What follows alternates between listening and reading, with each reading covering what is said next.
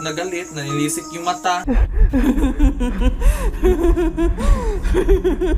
Napaka-creepy po ng tawa niya, hindi ko po ma-explain. Minsan hinahabol niya ako. Walang makasaklolo, sabog na yung dibdib ko sa kaba na marinig ko yung parang batang kumakanta ng ganyan. La la la la.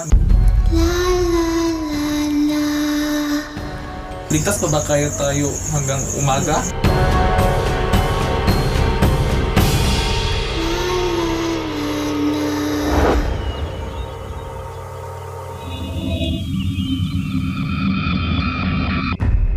Nung bata pa po kami ng mga pinsan ko, doon na po kami tumatambay sa kanila upang manood lang ng TV.